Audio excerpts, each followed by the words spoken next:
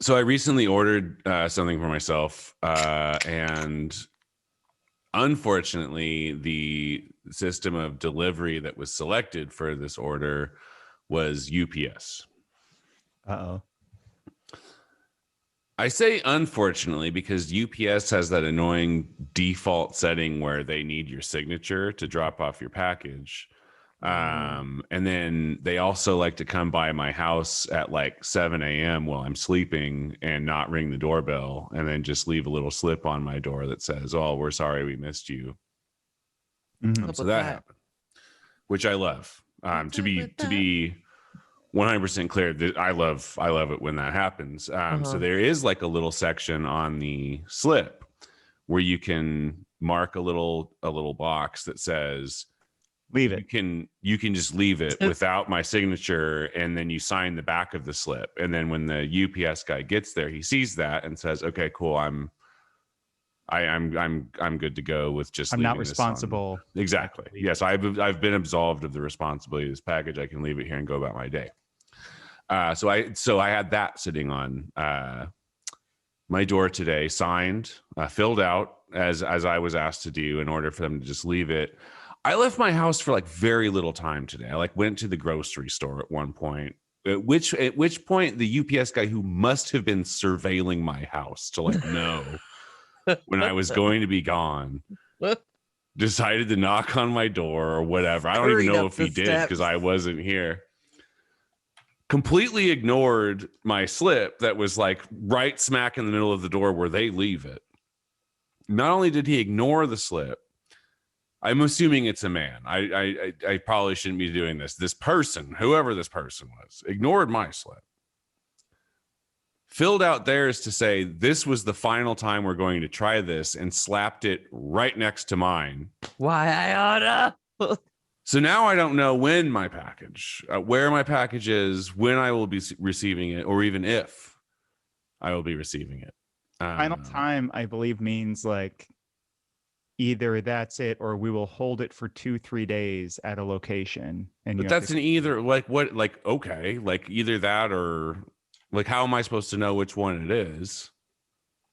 Also, it came to my house 3 times. Just leave it at my house.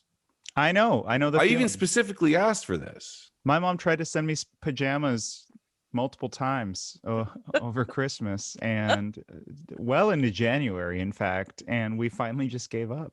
And we have no idea where they are on Earth. See, now this to me required a signature. This to me suggests that this is not an isolated incident. This problem is systemic in nature. As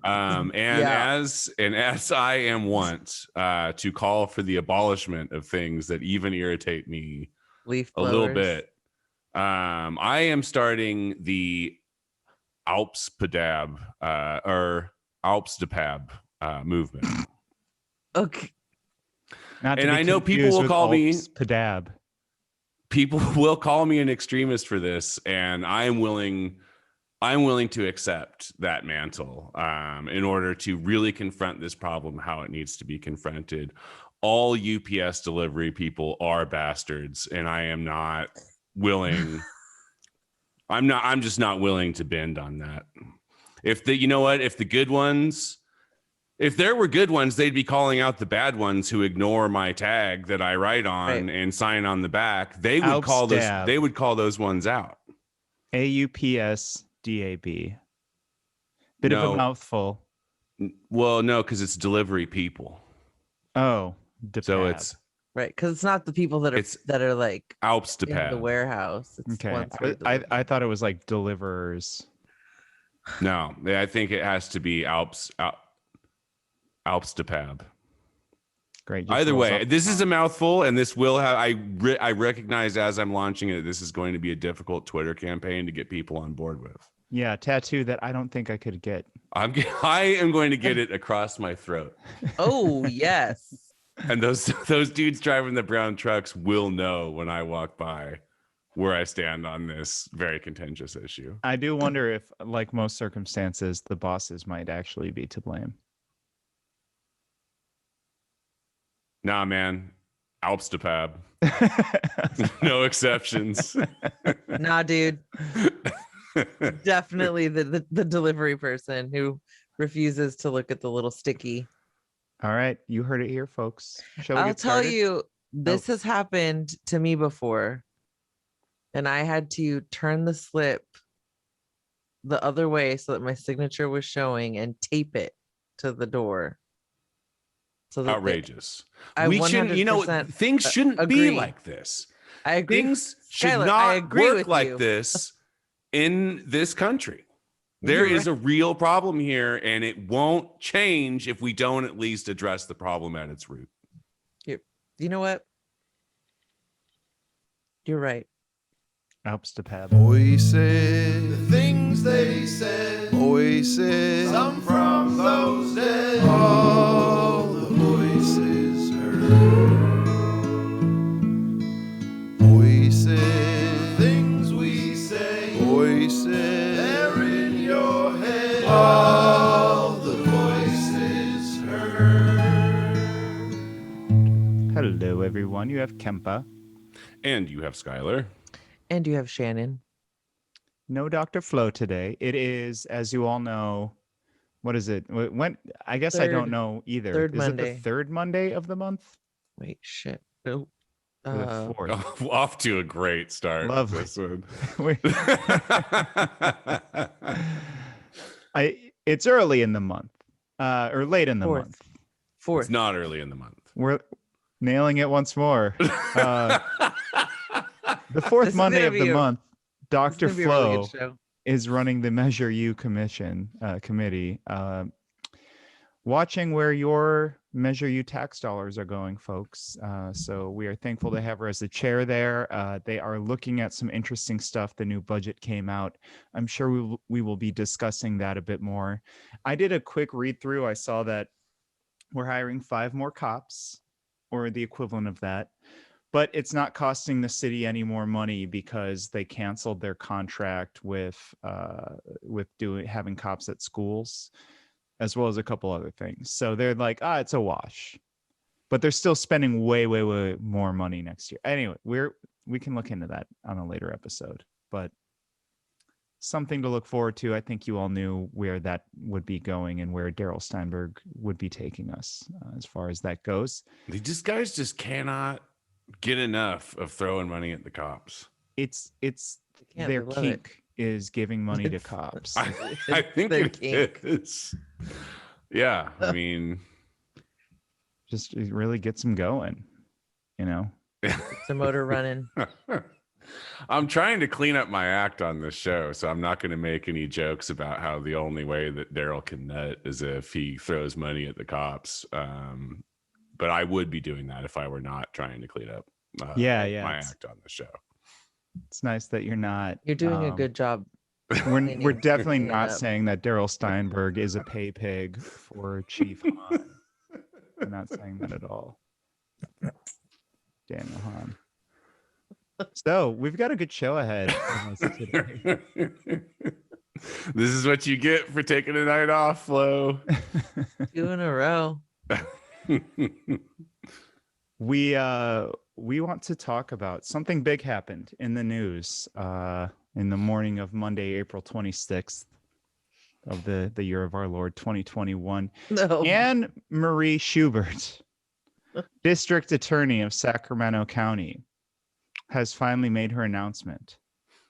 She is throwing her hat in the ring to become California's next Attorney General. Oh. Pew, pew, pew. Pew. Hooray. AMS. And just so we're like fully 100% clear, our position on this show about Anne Marie Schubert is pro or con? She's a bad. She is bad. Anne Marie Schubert is very racist. And we can lay this out as the show goes on. That's like not, I mean, like just one aspect of why Anne Marie Schubert sucks real bad. Right. I mean, apparently she misappropriates funds and things like that too, in other spaces. So, well, we're learning a lot about Anne Marie these days, and now she's going to have the lens of the entire state on her, and I'm looking forward to it. We sort of, the three of us, decided that today it would be good to. We've talked about her a lot in the past, but we thought it would be good to have an episode where we introduce Anne Marie Schubert to the people of California. We've all lived in Sacramento County for a long time. We know her quite well. We thought it would be a good moment to take the time to tell you who she really is, if you might only know her from one or two things, right? So to begin on Anne, well, first of all, Rob Bonta is our current Attorney General, a progressive, I believe, a former Assembly member who was appointed by Governor Gavin Newsom. As soon as he was appointed, Anne Marie decided to throw her hat in the ring. We'll get to that. I was going to ask you guys about that. Do you think that this announcement happens had the Master of Crows been given the position instead? I don't think it does. Master I of don't think Crows so folks being Daryl Steinberg.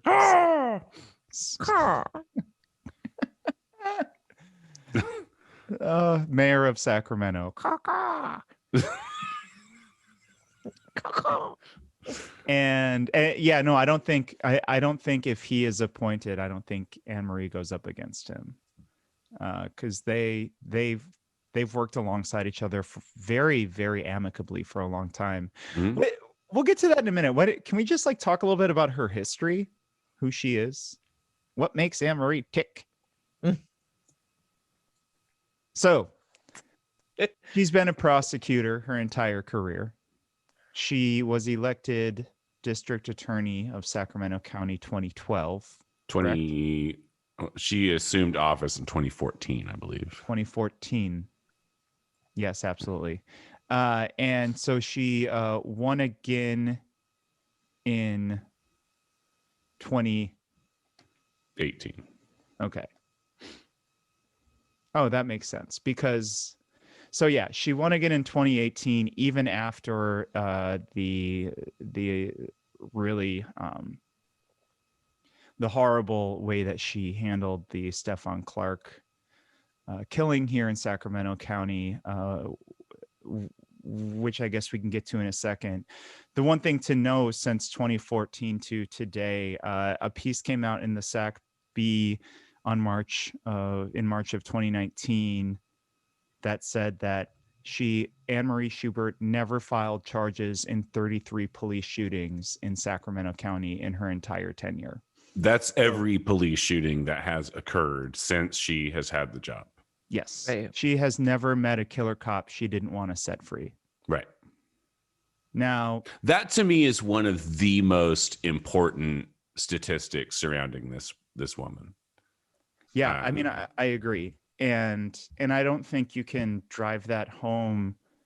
It's hard to, BLM Sacramento was just incredible at documenting every unarmed Black man who died at the hands of Sac PD and at the sheriff's department and other places. And the list was really, it was really long. And the more we saw that, and the more we saw Anne Marie Schubert not only not doing anything to prosecute these killer cops, but also defending them enthusiastically, right? And vehemently, and trying to assassinate the character of these poor young men and boys who'd been killed by them. I think it really started to show us who Anne Marie Schubert was. We can talk about, I mean, where do we begin, right? There's Daryl Richards killed in a backyard by cops. Joseph Mann killed by police who were acting almost furiously in their attempts to kill him. What did they aren't like, and correct me if I'm wrong, because I know that this is like an important distinction, but there's audio released to the public of one of the cops saying, doesn't he say like, I'm gonna fucking kill this guy or something like that? He says, F it, I'm gonna hit him, as he's trying to drive into him with his car. And then once he missed Mr. Mann, he stopped the car, and he and his partner ran out and unloaded both their guns on Yeah, him. 14 rounds into Joseph Mann, who's having a mental crisis. Yeah. I mean, the list goes on, right? Her opinion on that, by the way, even after hearing that audio, watching the way that killing went down, was to come down that was completely lawful, completely legal behavior for police officers to engage in. Yeah. This is the kind of district attorney we're looking at. Just a monster. She's a monster. Yeah. And she wants to be the state's next attorney general. Can we stop for a moment? And I think the big moment, the watershed moment that really showed everyone who she is was Stefan Clark, right? Right. Mm-hmm. He was unarmed, 22-year-old. Cops, Sac PD officers chased him into his grandma's backyard, and as he's knocking on the door to try and get into her house where he'd been staying, they ran up. They're shouting orders at him, but they never once said they were cops. So what do you do when strangers are, Right. running up on you, right? And he actually didn't do anything aggressively to them. They shot him in the back multiple times, and they killed him in his grandma's backyard. And go ahead. I think a part of this that's important for folks who are not familiar with the Stefan Clark killing is that the reason that law enforcement was responding that night is because there were reports of somebody vandalizing vehicles in the neighborhood where he lived, and there was an incredible police presence as a result of vandalism, Right. which called out the helicopter, multiple police units, and they chased this young man throughout the neighborhood, right? And we can only imagine what he was thinking as he was being chased, a young Black man, just like trying to get home to safety. I'm sure this is in the time, when we're finding news story after news story after news story of Black folks being killed at the hands of police, and they shot him in the back and killed him.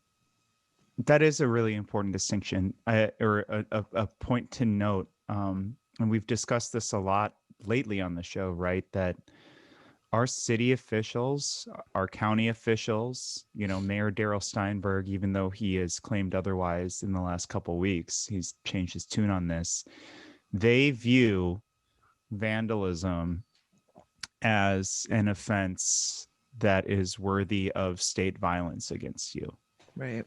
State violence to the point of death in this situation. Right. I mean, the other side of it too is that if you like the situation the police have put us in as a city and as a county, right, is that if you let's say just for the sake of the argument that somebody is like, you're watching somebody vandalize your car, right? Because of the way that our law enforcement works and our law enforcement operates, your options are to either let somebody vandalize your car, to handle it yourself, which brings in a pretty big X factor, and obviously nobody wants to do that, or to call the cops and maybe have them just shoot this person for vandalizing your car. So you're you have, because of how violent our cops are, you have to do the mental calculus before you call 911 is it worth it to me to have this guy just get shot 14 times in my driveway because he's breaking the windows out of my car, which is not, I mean, obviously not fair to to somebody like a Stefan Clark, but is really kind of unfair to literally everybody who lives in the city and might utilize the police in the way that they are ostensibly meant to be utilized, right? Mm-hmm. You shouldn't, I mean, Dave, you said before, people who, if every time you see somebody who's like having like a mental health crisis or something on the street now, I mean, people are starting to pick it up, and I'm glad that they are, because it's saving lives. But people will call 911 and be like, can you please send the fire department? Right. Yeah. Because if you send the cops, probably like it's pretty, They're the going odds to are escalate. pretty decent that somebody's going to die. Yeah. Yeah. I think that the other part of this is that we find, like, time and time again, just like in the Stefan Clark killing, is that law enforcement, police aren't even giving a moment to figure out like what in the hell is actually going on. Like, they said that Stefan Clark was carrying a weapon, and he was carrying a cell phone. Like, yeah, first they claimed a gun, then they claimed he had a toolbar, which is not a thing. They just are making up words now over at SAC PD in their PR arm. Right. And then when he died in his backyard, just outside a window that his grandmother could look out of and find her grandson's body, it was a cell phone that he was carrying in his hand. How would they even have a clear view of that? I know we're not like unpacking the whole case, but just in general, like, I think this is a really important piece of the Anne Marie Schubert trying to get to AG story, because she handled this so poorly. So let's bring it to the Anne Marie part. He was killed by SAC PD in March of 2018. Almost a full year later, in March of 2019, District Attorney Schubert held a national press conference. Hang on real quick, because something important happens in between these dates that I think is extremely prescient here. In between those times, Anne Marie Schubert runs and wins another election for DA.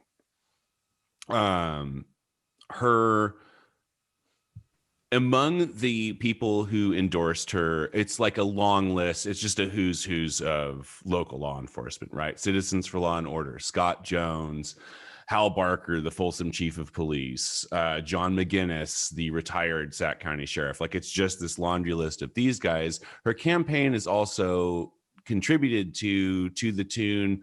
Let's see, her top contributors as of May 2018, California Correctional Peace Officers Association local PAC, $80,000.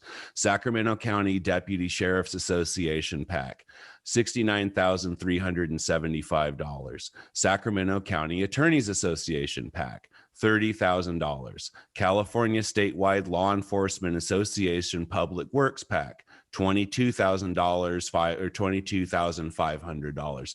Like, the list goes on and on and on and on and on about who donated to her campaign. And so I like, to me, that makes it so that when she comes out, when she is the SAC DA who never prosecutes cops and yet is happy to take like tens of hundreds of thousands, like all of this money in campaign contributions from law enforcement agencies and PACs. Like, I do not understand how people, like, I think that the only reason why this isn't a huge deal is because most people don't know about it, don't understand that this is how it works. But like, you can't have a system where the cops pay the person who would be prosecuting them, and then the person who's supposed to prosecute them doesn't prosecute them. That's how you get to the situation we're in. This happens nonstop. It happens in almost every DA, almost every sheriff's race, where you scratch my back, I scratch yours. It's quid pro quo. I will protect you when you murder someone, right? Right. And then the cops set up this situation where it's like the cops versus the community. But like, the person who's umping the game is like related to one of the teams. You know, I mean, like, it's just not. Yeah. It's like, so of course she's not convicting anybody. She took a bunch of money under the premise that she wouldn't. Let's also remember that something very, like, her social and political capital were very low after the killing of Clark, or were on their way to going down, but something happened the following month. The Golden State Killer was caught, right? Mhm. And Shannon, you can tell us who the Golden State Killer was. And then, of course, there was a press conference that centered both America's largest adult son, Sheriff Scott Jones of Sacramento County, and Anne Marie Schubert, and sort of lauded them and gave them all of the accolades. So, Shannon, can you first tell us who the Golden State Killer is, and then walk us through why if it's accurate or not to say that Anne Marie Schubert is responsible for his apprehension? Yeah, the Golden State Killer is a man called Joseph Deangelo, who was caught in 2018 and sentenced in 2020, both in August. He was a serial criminal. He committed murders, rapes, burglaries from 1973 to 1986 in Sacramento, in the east area of Sacramento, in like Visalia, in Contra Costa County, in Santa Barbara County, and down in Orange County in Southern California. He was known as lots of different, he had different nicknames. The Visalia Ransacker, because from 1973 to 1976, he committed crimes in and around Visalia. From 1976 to 1979, he committed crimes in the east area of Sacramento. So that's Carmichael, Citrus Heights, and Rancho Cordova. He was also called the Night Stalker, and those crimes were committed from 1979 to 1986, though really between 1979 and 1981, because there was one lone attack in 1986. He was called the original Night Stalker because many folks may remember Richard Ramirez was called the Night Stalker, also a serial killer. Anyway, so Joseph Deangelo, at the time that he was caught, many years after the last April crime, 2018, right? August of 2018. Wikipedia says April. Oh, that's right. He was arraigned in August of 2018. Okay. And he was I changed the arrested in Wikipedia April. thing right before this episode just to Okay, make just Shannon to- look foolish. My brain all of a sudden was like, wait, I thought I knew my facts. Yeah, I know. Um, You're like, there was just one crime in 86 and like Yeah, so he went for many years, obviously just sort of like off the radar, right? Like all of a sudden all of these crimes just stopped. And just so that folks who are unfamiliar, his crimes included like stalking and a lot of like surveilling of the homes where the women he raped or assault or murdered lived. There was a lot of police tactics that were used because he was a former police officer. This Interesting. Joseph Deangelo, he was a police officer in Auburn. So she did prosecute So one she has cop. prosecuted one cop. that's What? yeah, wait, but he wasn't on the job. he was not on the job. He was actually fired from his job for stealing from a local hardware store. Wasn't he Man, those stealing must have murder been the equipment days. too? These was- days, man, I feel like if you're a cop, you can walk into a hardware store and just like shoot the clerk and take a hammer and a saw and get back in your squad car and drive away on camera, and nobody will do anything to you. He stole dog repellent spray and like a hammer. Murder equipment. Yeah. So yeah, he went for many years there were plenty of people who wanted to find him, but this was a cold case, right? Like they couldn't figure out who was responsible for all of these crimes. And the one thing that Anne Marie Schubert did do was she created this cold case arm of her. I don't even know. I should have looked up the language for it. It's like a cold case department where they're like looking into these crimes that had not been solved within her jurisdiction. But obviously in the other counties where this person had done all of these crimes, they still want to catch the guy, because at the end of the day, he ends up sentenced and admits to 13 murders, 62 rapes, and 120 burglaries. So this is a guy who is like, he really got out there and did some horrible stuff. But to say that Anne Marie Schubert is responsible for his capture is a real stretch. It sounds like mostly what she did was she was like, hey, all those cases that we haven't solved? Someone should solve those. We should solve, yeah, we should maybe solve the cases that haven't been solved yet. So she will say, she's been on record saying, as a born and raised Sacramentan, like I lived during the time, I was a young woman during the time of the Golden State Killers, when these crimes were going on, like I lived in fear, all of this stuff. But really the people who, like, he was identified through a rape kit that was stored in Ventura County, through an investigation that was led by a detective called Paul Holes and an FBI lawyer called Steve Kramer. P-holes. P-holes. Crames. And Crames. P-holes and the Crames got together, and they did a lot of work to try to figure out who this person was, and they ended up, at the end of the day, it ended up being like ancestry DNA technology that caught the guy. Did she, was her signature on the paperwork? Yeah, because she's the district attorney of Sacramento, of the county within he was caught. Yeah, right. That's where he was living, in our county.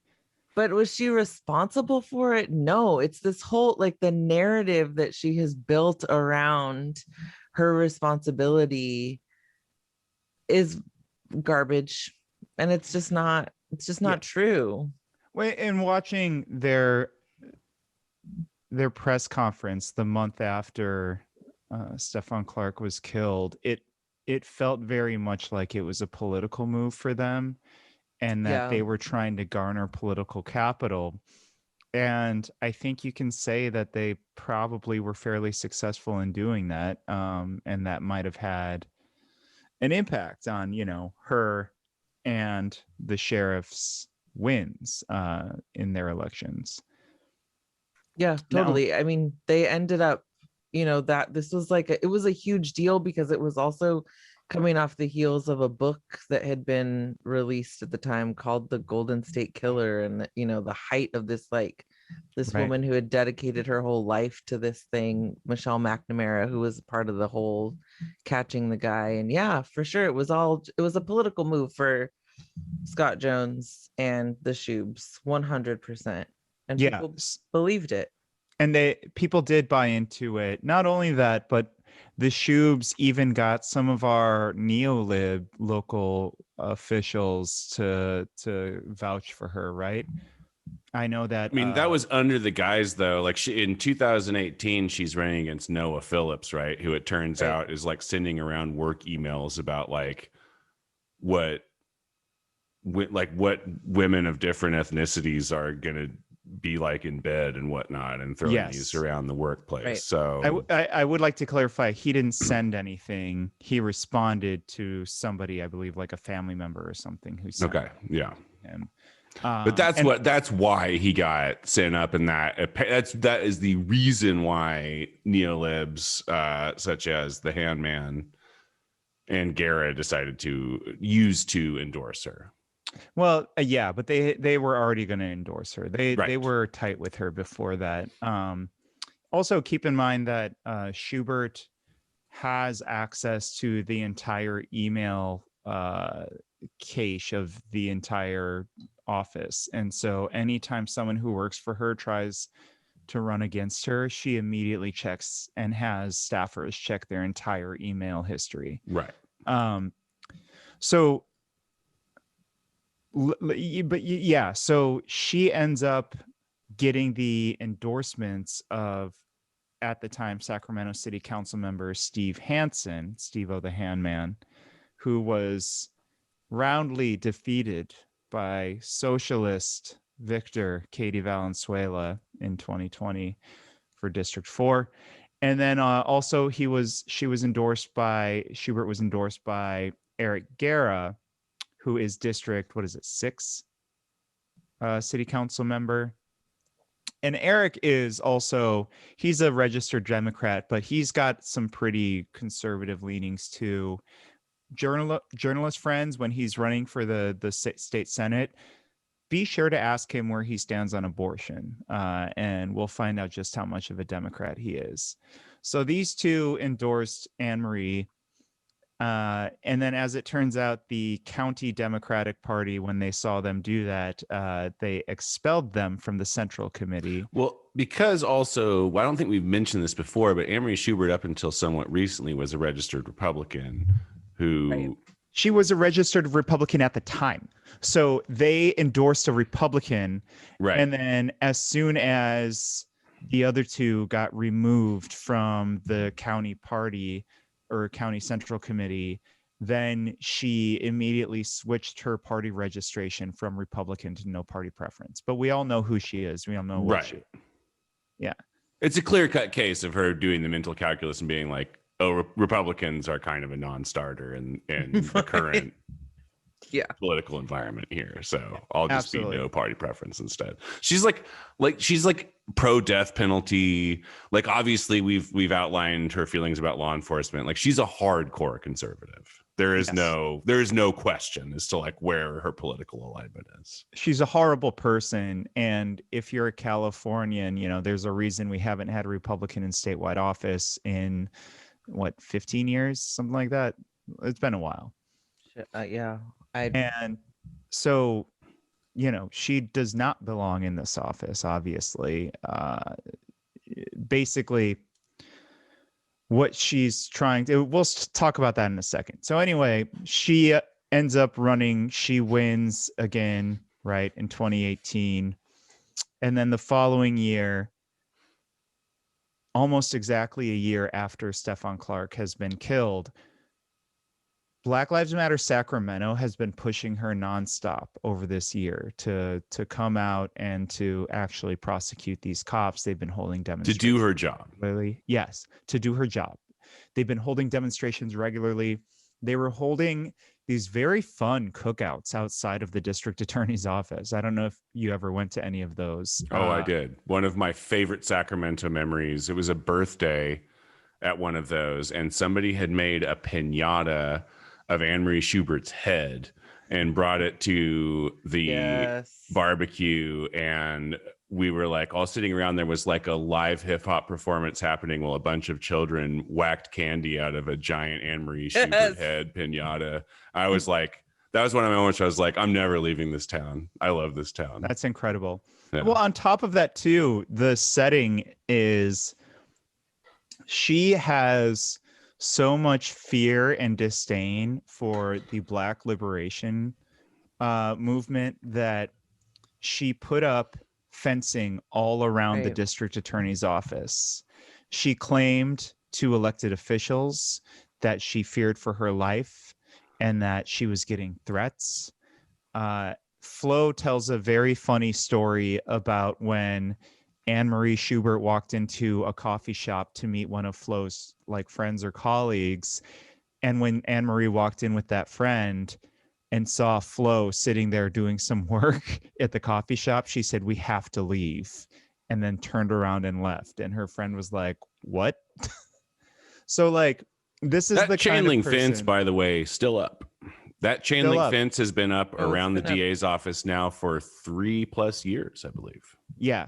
But like, this is the kind of person Anne Marie Schubert is. She's just like deeply distrusting. She has a very low generalized trust. I feel like if you are like a public official who has to put a chain link fence up, like, and like build a moat around your office for literally years so that the people who you're supposed to be working for don't break out your windows and harm you physically, maybe you should consider that you suck at your job. Maybe you would think for like a second, like, hey, you know, I've been working behind chain link for years. Maybe I'm not doing the right thing here. Maybe this isn't going well. Also inherently racist to think that these peaceful protesters would do anything of the Right. sort. So she, around March of 2019, holds this national press conference. I went to it, and she assassinated Stefan Clark's character a year after he died. I believe his mom said she killed him again with that press conference.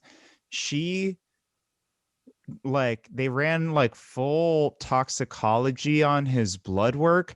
They went into his phone, his personal cell phone, posthumously, the phone that they thought was a gun, which they thought was reason enough to kill him.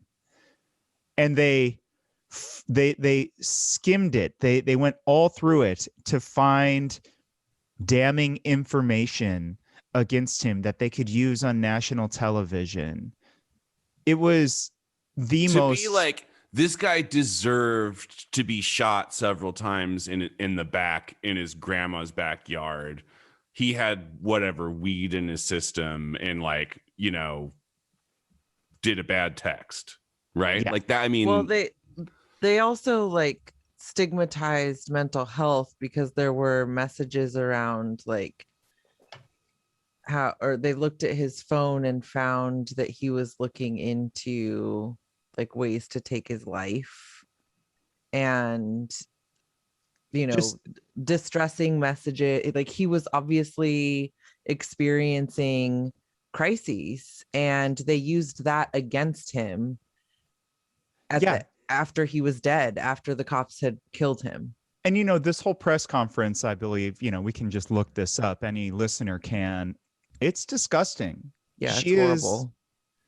She is using that, right? Like what Shannon is explaining to us here. She is using his mental health crises moments where he's trying to find, like, he's like, right, he's doing these searches and using this to justify his killing by police, right?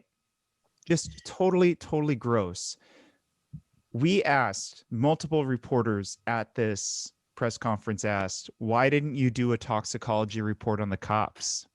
Why didn't you do a mental health assessment on the cops who killed him afterwards? Why didn't you go through their cell phones afterwards? right. I mean, and the reason is for that is it's all propaganda, right? Right. It's all a PR arm, and they are protecting their own. She is protecting her gang of people who will kill at will, and they will suffer no consequences because she has their back. Yeah. So that happened. She's still district attorney. The fence is still up, and now she has sort of risen in ranks in sort of this like prosecutors group in the state, the California District Attorneys Association. I believe she is now the treasurer for them. And they're very fearful of the rise of the Prosecutors Alliance. Have you heard of this? Prosecutors Alliance. It's 4 different district attorneys out of like 58 counties. So it's 4 out of like 58. but they make up like almost a third of the state's population, because one is in San Francisco County, or sorry, right. The other one is in Los Angeles. Another one is Contra Costa.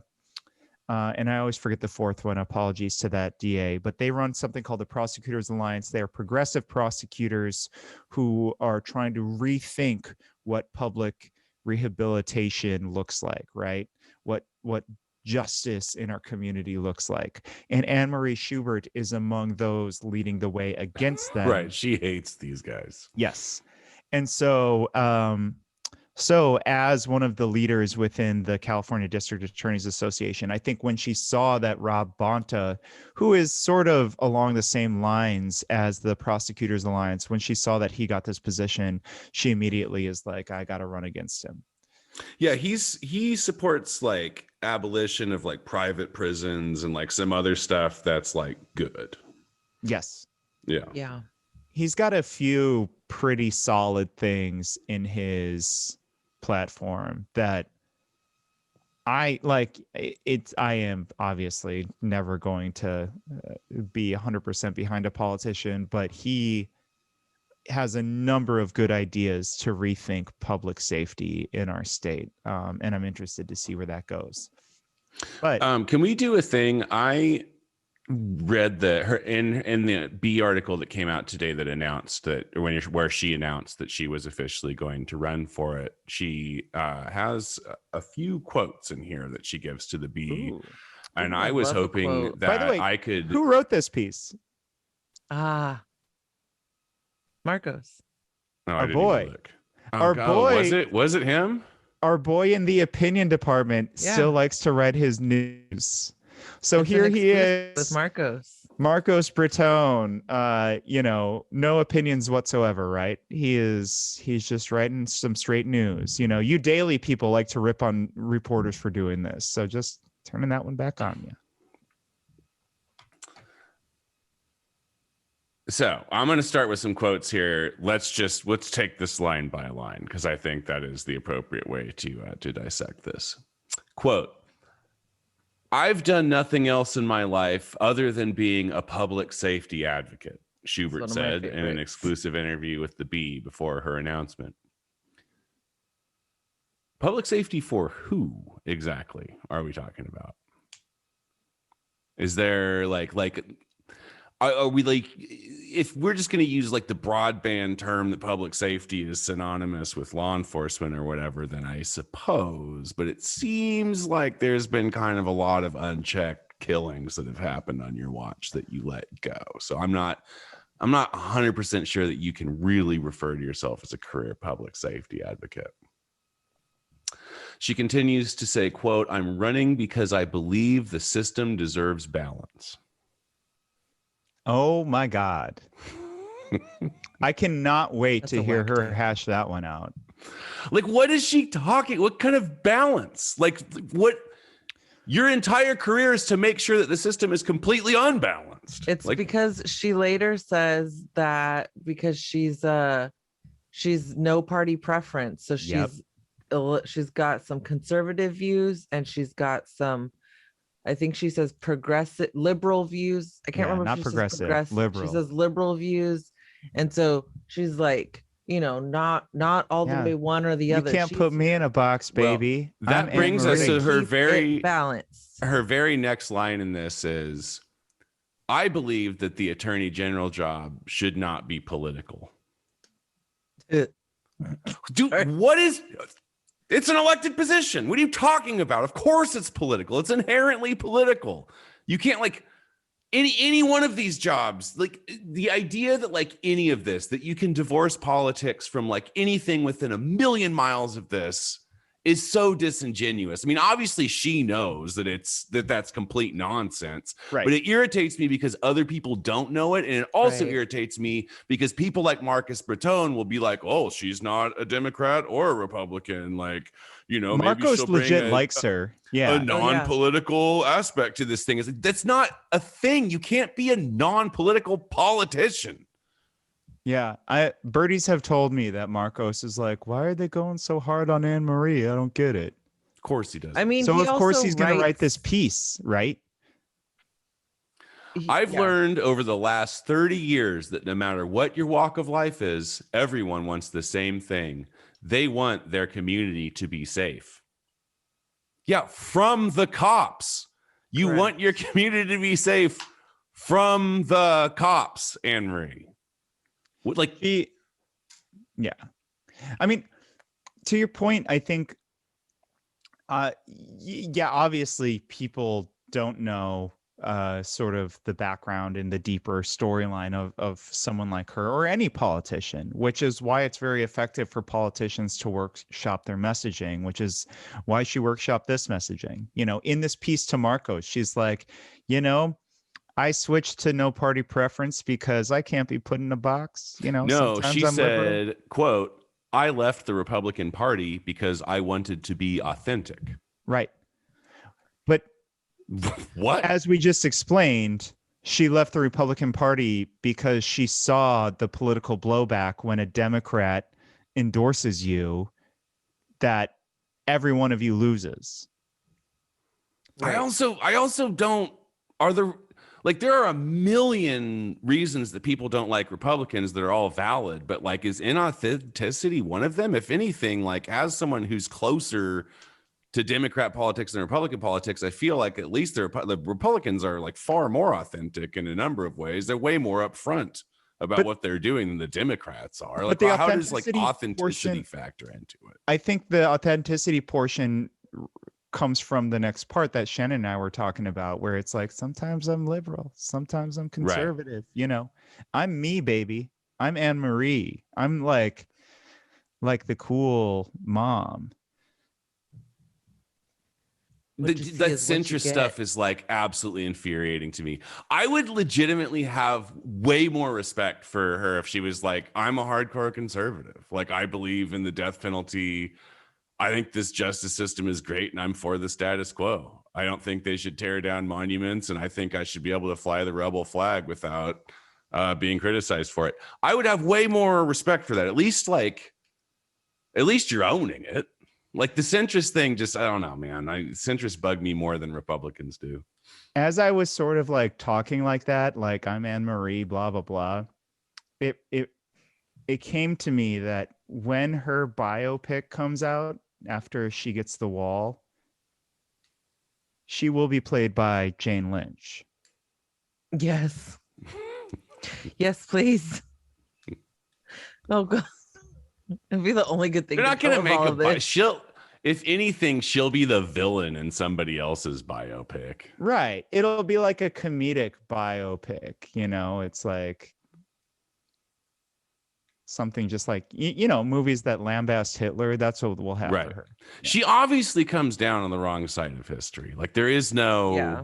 Oh, no. she's question. indefensible. Like, she's like, for a bunch of reasons that we've outlined in this episode, and then for like 100 more that we don't have time to name.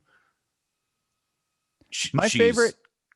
she's crooked. She's a bad person. She like believes in the carceral state. She's like basically an open like proponent of the continuation and perpetration of slavery. Yeah. She wants more people in prison. She was the person behind Prop 20, which would basically put more people in prison for longer. And Californians roundly rejected that. Real quick, I mean, before we end the episode, as the treasurer of the California District Attorneys Association, she was the treasurer. And then it came out that they misspent millions of dollars. And then as they did more research on it, it came out separately that they were misappropriating civil asset forfeitures, which are like problematic on their own. It's cops just stealing money from you. Right. Like, they pull you over and you have more than X amount of money. They can just take it from you. They just take it away from you, and then it just kind of subtly disappears. That's it. Yeah, There's no, that's how that they have, works. they literally have, It is need no other straight reason. up. It's straight up organized crime. Yeah. Shit. Yeah, for sure. My favorite was reading recently that civil asset forfeitures the dollar amount annually is higher than actual like recorded theft in our country. Cops steal more than actual than recorded robbers steal from Americans. Hang on, I'm going to fast forward through some of this quote, but there's some more of it that I want to get through because it's fantastic. She said, the state, in my opinion, is at a crossroads. What do we want our justice system to be? Schubert's answer to that question is this: yes, I believe very strongly that violent criminals should be held accountable. Going to pause this to say that there should be an asterisk that says, unless the violent criminals are police officers. Quote, I believe that people shouldn't harm our children. Coming back in here with another asterisk to say that unless the violent criminal or unless the people harming our children are police officers, and then that's 100% fine. She ends it with saying, I am the most qualified person that's going to be in this race. There is no doubt in my mind. And like, to this, I have to say, like, insofar as this is a job for like an absolutely insufferable, evil, oppressive, like tyrant, she might be right about that quote. She may be, if the job of the attorney general, the top cop of the state, is to like continue along with an absolutely like brutalistic status quo, then she might actually be the most qualified person for the job. One thing I will say is, God, please, obviously Bonta will run again. yeah. If he does well for the next year or so, this is win-win for the people of Sacramento. Yes, it is. Yeah. She loses the attorney general spot. She can't run for run again. district attorney. So we're just free of the Schubes for temporarily, at least. Who will be next? Yeah. So that's really interesting. And I mean, it's good for us locally. And we're sorry for the game of roulette that the rest of the state must now play. Totally. But it will be really nice to have her gone here locally, assuming she loses. I mean, she just perpetuates cycles of violence that specifically target Black and brown communities. Right. And it's time for her to go. And also don't shop at Rayleigh's because they give her money. They gave her how much? $100,000. The owner of Rayleigh's. Julie Teal. She listed herself as a homemaker. Yep. Gave her $100,000. That's extremely whack. I didn't know that. Mm-hmm. I'm a homemaker. Yeah. You are a homemaker. See, look at this Skylar. home. Look at that home. Give me $100,000. Who do you think made this home?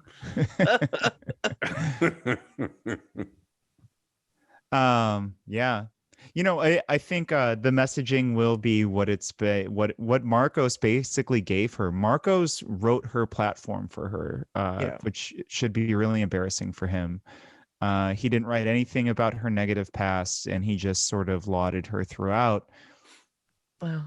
She's going to go for the middle class, upper middle class white folks that are like somewhat liberal on social issues, but like, I don't know, the cops, I feel protected by cops. Those are the folks that Anne Marie's going to go for. Well, and for those folks too, the messaging of her being, she's like the first openly gay elected in the state or something along those lines. Like that doesn't sound right. She says, I don't know if it's that, but she has some sort of like first openly gay district attorney for like our county. Maybe that's it. But she has some kind of a thing like that is going to get trotted out to the libs who love cops. That will work super well for them.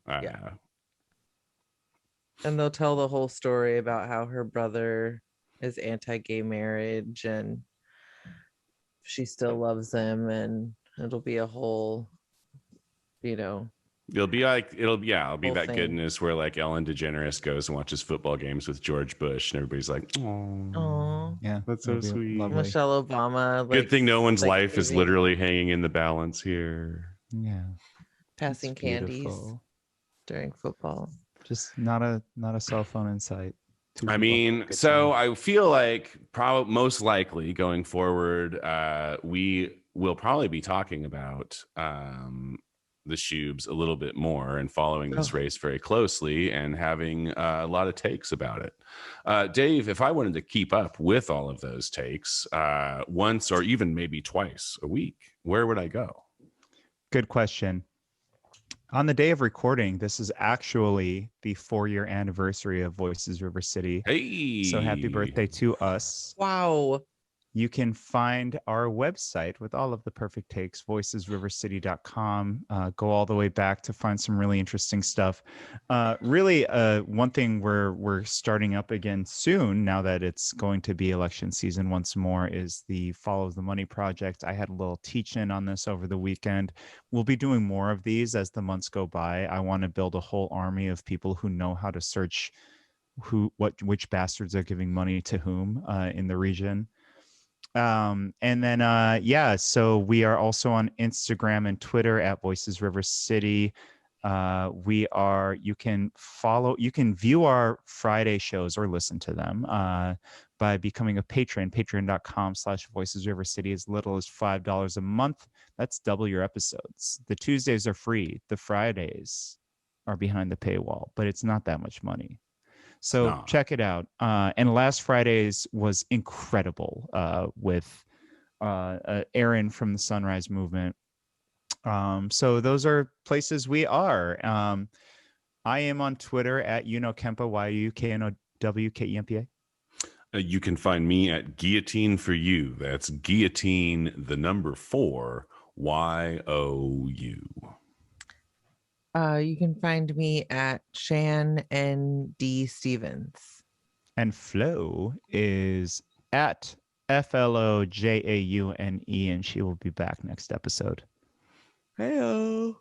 All right. Well, that's the app. Everybody get ready for a nail biter state attorney general's race.